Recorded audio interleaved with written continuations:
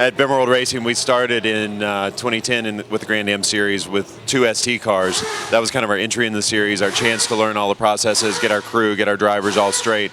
We had a known expansion coming once we felt good about the series, and obviously we kind of hit the ground running in 2010. 2011 we brought out the 2 GS cars, and so this year it will be the 2 GS with the 2 STs in a 4-car effort. So we're pretty excited.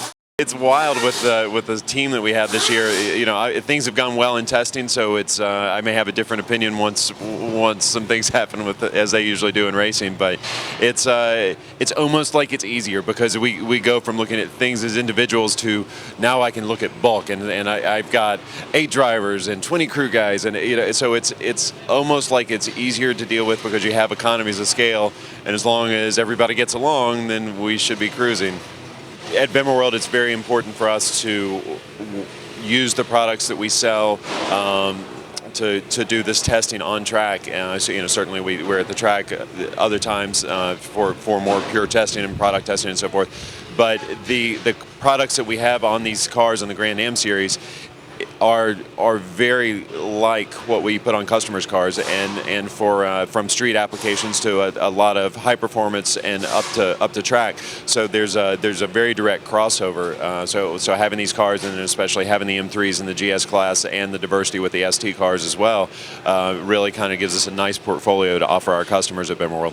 For this year, we have Bill Heumann and Dave White are returning. They were my co-driver and Seth Thomas's co-driver last year.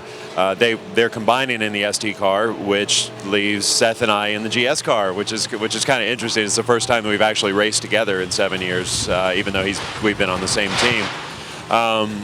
In the other ST car, I have Greg LaFouge and John Dubetz. Greg's a really solid multi-year driver in the series, and John's on as his wingman. And then Kenny Wilden and Bob McKaylee in the other GS car. So we have 4, in my opinion, very strong driver packages, and what we were looking for is 4 cars capable of winning a championship, and I think that's what we've got.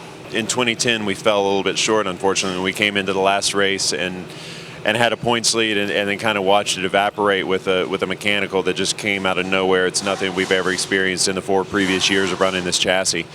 So obviously disappointed coming through that, but still had a fantastic year.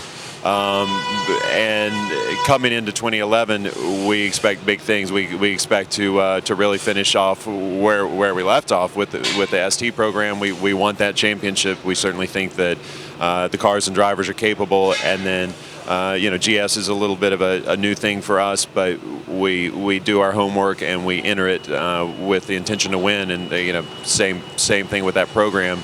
Certainly there's a high level of competition. A lot of the M3 cars and a lot of other cars out there as well. So it's going to be a challenge, but again, we expect to win, and I think we have the team to do it. The Continental Series is a fantastic fit for us. It's really where we want to be right now.